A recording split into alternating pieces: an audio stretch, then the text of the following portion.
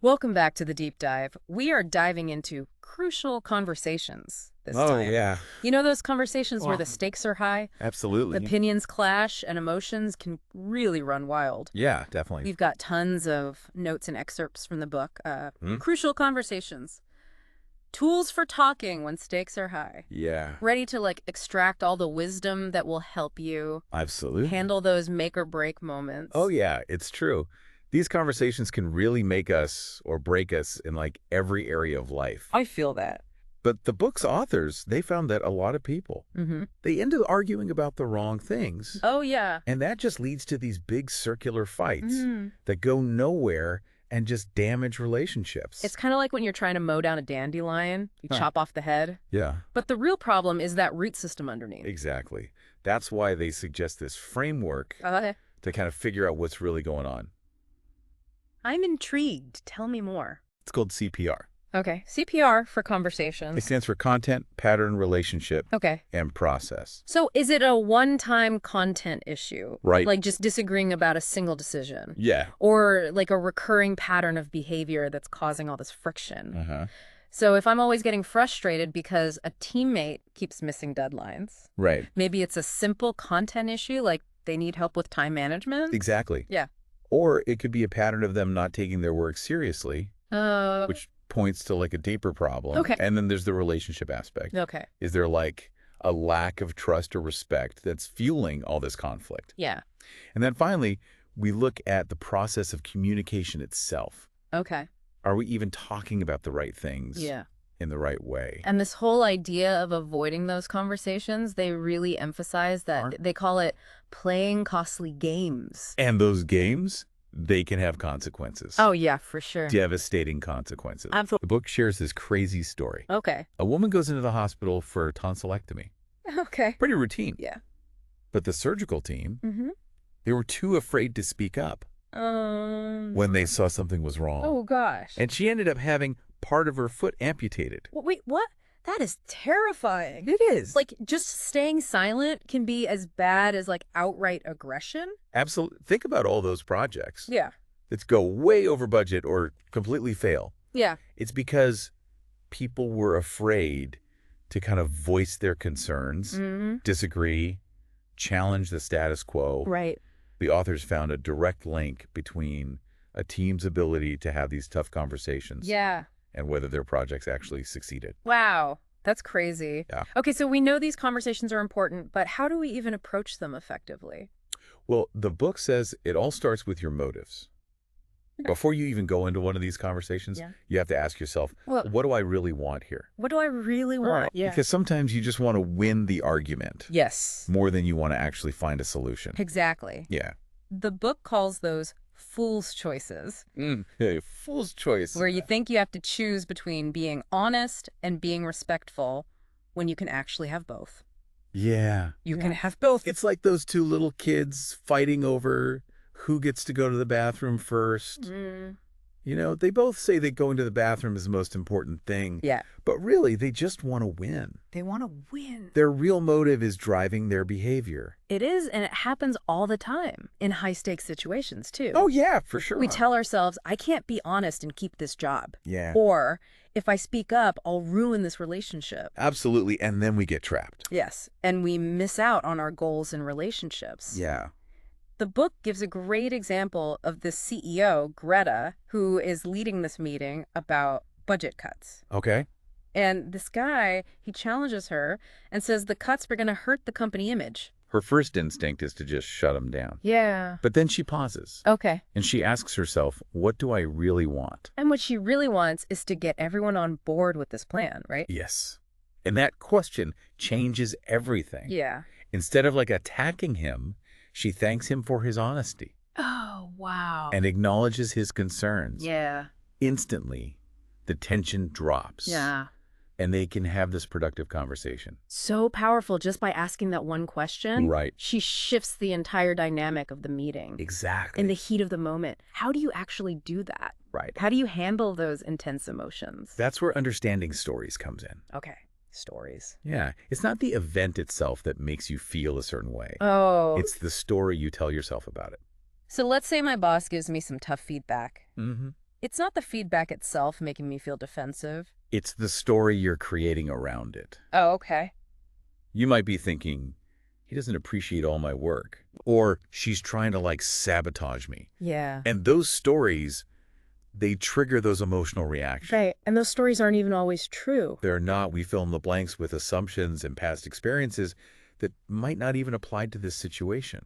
Right. Like that example with Maria in the book. Oh, yeah, with Louis. She feels like Louis is deliberately downplaying her work Right. because she's the only woman on the team. So she created this whole story about his motives based on how she sees him acting.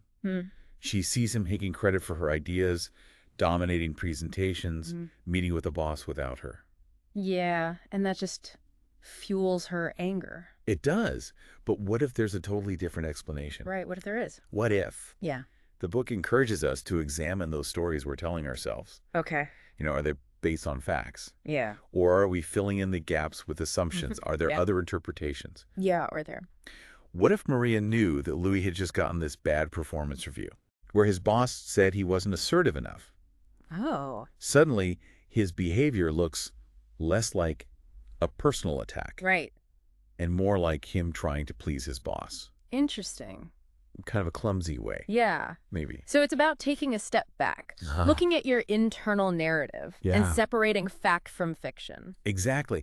The book gives us these helpful questions to kind of challenge those stories. Right. Okay. Like, what am I actually observing? What story am I telling myself about those observations? Yeah. How am I feeling? And most importantly, how is that story affecting my behavior? I'm starting to see how these conversations aren't just about what you're saying, Right. but those hidden motives, emotions, and stories that kind of shape everything. Absolutely. And we've only just scratched the surface. I'm ready to go deeper. Coming up, we'll explore specific techniques for creating safety Okay. in these conversations. Yeah. And speaking honestly and respectfully, even when the tension is high. I'm looking forward to it. So we've talked about, understanding our motives and those stories we tell ourselves. Yeah. But the book also really stresses creating safety. Right. Like without it, Right. people clam up or they blow up Yeah, they did. and the conversation goes nowhere fast. It's true. It's like that saying, What's that? nobody cares how much you know until they know how much you care. Oh, yeah, that's a good one. Yeah. So how do you build that sense of safety, in a crucial conversation? Well, the book points to these two conditions. Okay. Mutual purpose Okay. and mutual respect. So mutual purpose, so like we both feel like we're on the same team, Yeah, even if we disagree on like how to get there. exactly. You need to find that shared objective, Yeah. that bigger picture we can both get behind.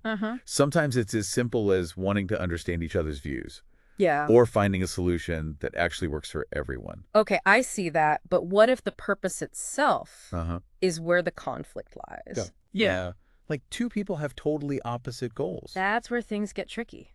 But it's even more important to find common ground. Oh. So instead of getting like locked into these specific solutions, you kind of have to dig a little deeper and ask, what's the need or desire driving those solutions? So like classic example, Yeah. a couple fighting about whether to move for a job opportunity. Right. They're both dug in, defending their position. But if they step back Yeah. and say like, what are we really trying to achieve here? Maybe they both want what's best for their family. Yeah. They both value financial security. They both want to live somewhere. They feel happy. Right. So suddenly the conversation shifts Yeah. from move or don't move It does. to how do we create a life Right. that meets all of our needs. They've found that shared purpose. Yeah. And now they can brainstorm solutions Right. that maybe they hadn't thought of before. That's so cool. Yeah, like maybe they look at different job options. Figure out ways to make the move more appealing Yeah. or get creative about how to stay connected to their support network. So it's about going deeper than just that surface level conflict. Yeah. And finding that shared ground. Exactly. But remember, safety isn't just about what you say, it's how you say it. Oh, yeah, for sure. Tone of voice, body language, Yeah. your word choices. Right. It can all create this safe or unsafe environment. We've all been in those conversations where you can just feel the tension. Right. Even if nobody's like being outright aggressive. And that's your cue to focus on rebuilding safety. Okay, how do you do that? Well, the book talks about speaking persuasively, not abrasively. Okay, that sounds like a tough balance. It is. Especially when you, like, feel really strongly about your view. Right. So how do you do that? Well, one technique they highlight is called contrasting.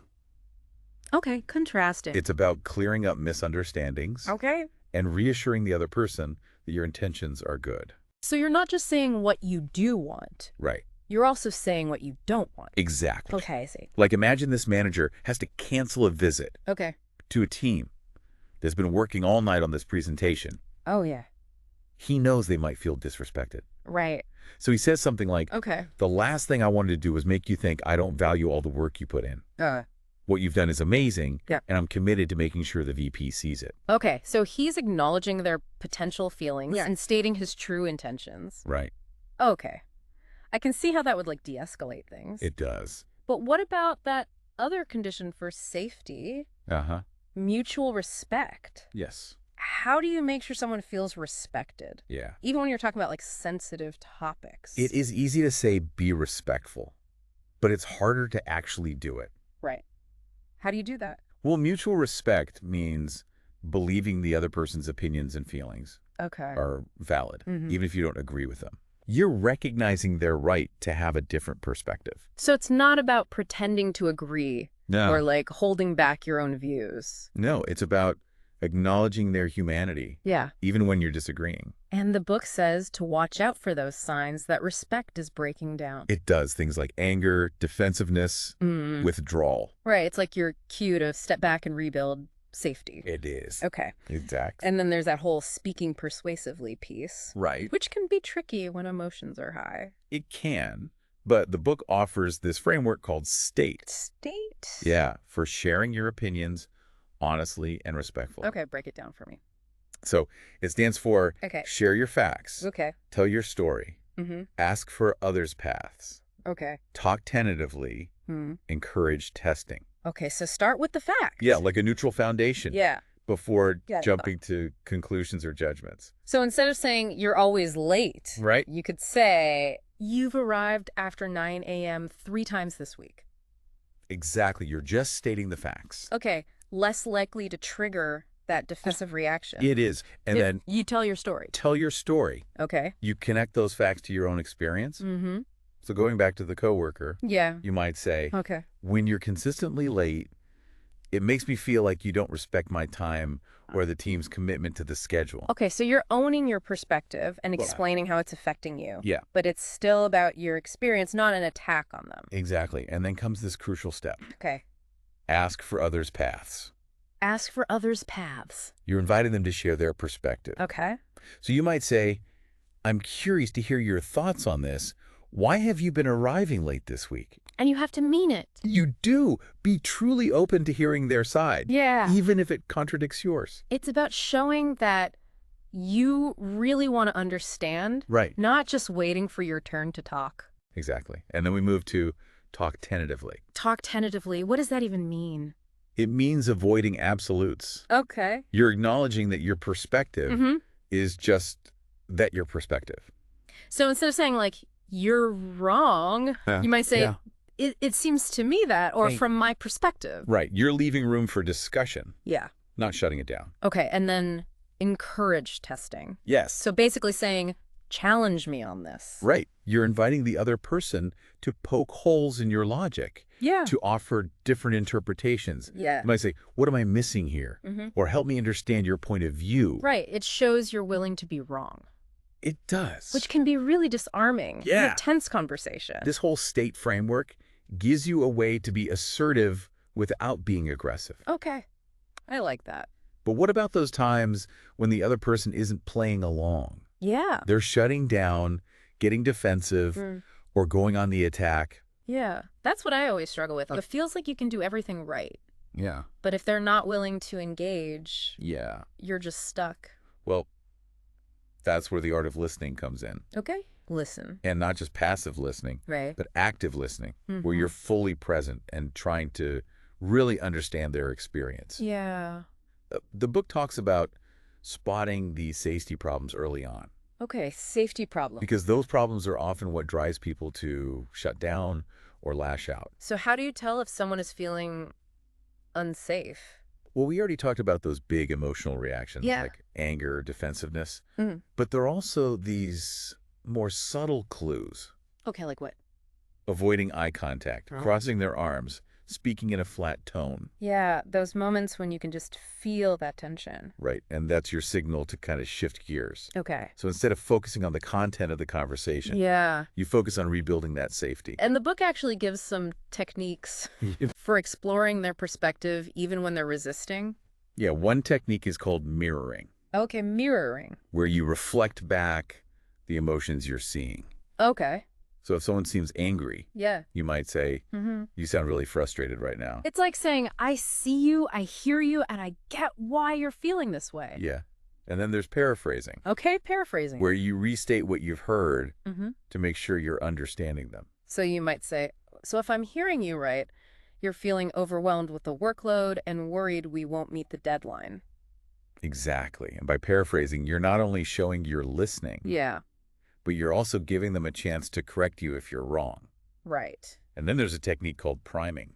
Priming. Yeah. Is that like giving them a hint to get them talking? It's more about offering your best guess at what they might be thinking or feeling, Okay. especially if they're hesitant to share directly. Okay, so if someone's being super quiet, you might say, I'm sensing you're not thrilled about this new policy. Am I right? Perfect example. You're putting it out there Yeah. and inviting them to confirm or correct it. It's like creating a safe space for them to open up, Uh-huh. even if they're reluctant. Exactly. And sometimes the simplest way to encourage someone to share is to just ask, What's that? what do you want? It seems so obvious, It does. but I can see how powerful that would be. It shifts the focus from defending positions to finding solutions. Yeah.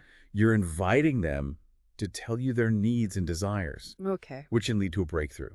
I like this. This whole idea of understanding the other person's point of view, Yeah, it's so crucial. it is. It's about moving beyond your own assumptions and seeing the world through their eyes. And that understanding is what allows you to find those solutions It is. that work for everyone. Exactly. This has been so helpful. It has. We've covered so much mastering our stories, Uh-huh. creating safety, speaking persuasively, listening actively. We have... I'm starting to feel like I have like a toolbox You for do? these conversations. We're just getting warmed up. Okay, let's keep going. In the final part of our deep dive, Okay. we'll explore how to move from dialogue to action, All right. making sure those conversations lead to results and positive change. So we've laid all this groundwork, We have.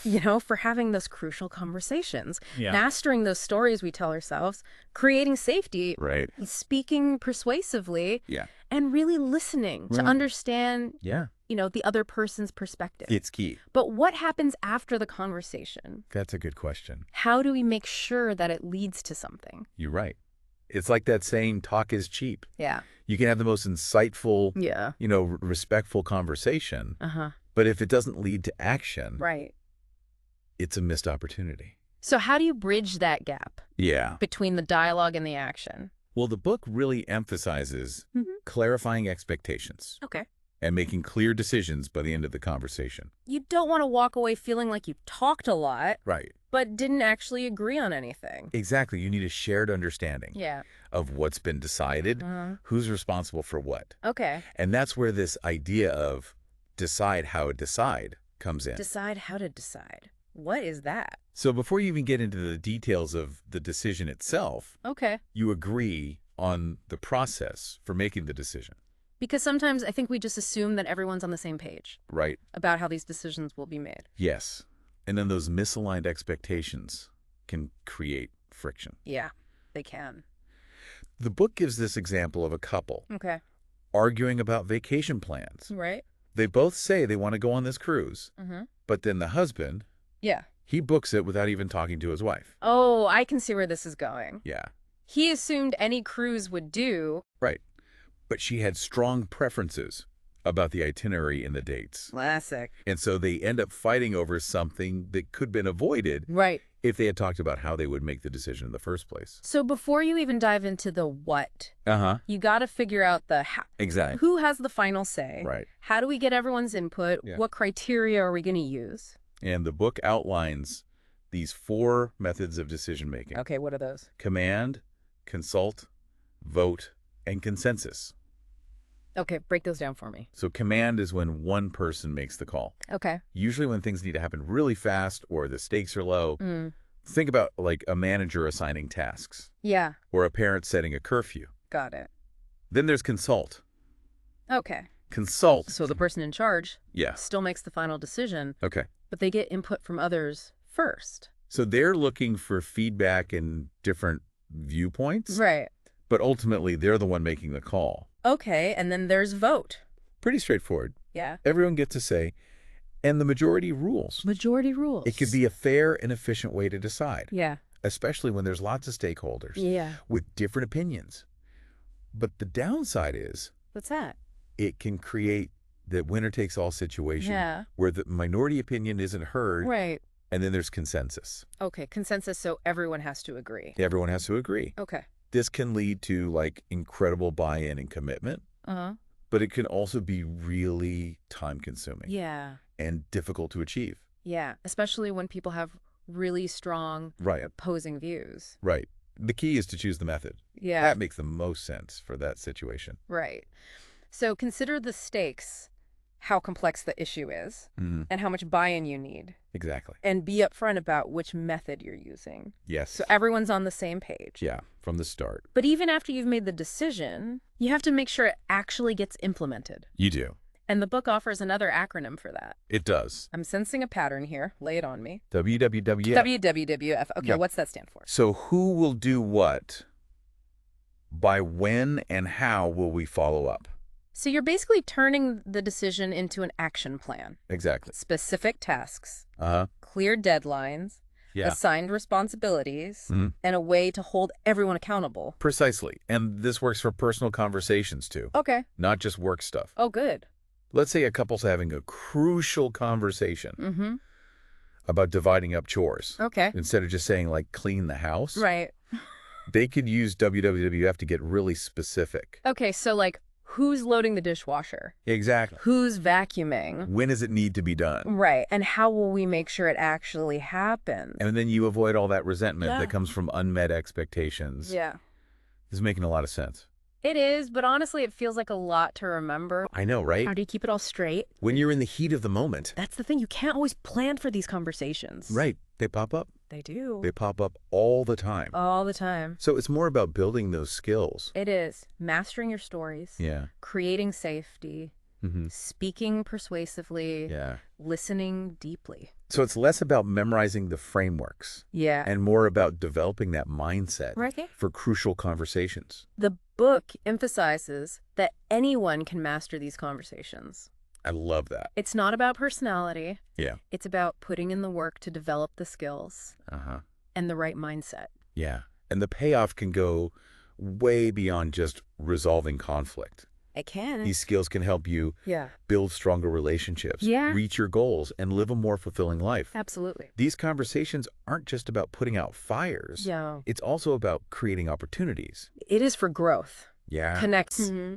And positive change. And when you embrace those moments, you really unlock your potential. You do, as an individual and as part of a team. This has been amazing. It has. I feel like I have a whole new understanding of how to approach these conversations, and I'm excited to put all these ideas into practice. That's what it's all about. And remember, the next time you find yourself judging someone, ask yourself, why would a reasonable, rational, and decent person do what they're doing? I love that. That question can shift your whole perspective. It can. And open the door to a much more productive conversation. This has been such an incredible deep dive. Thank you so much for joining us. Oh, it's been my pleasure. And we'll see you next time for another crucial conversation.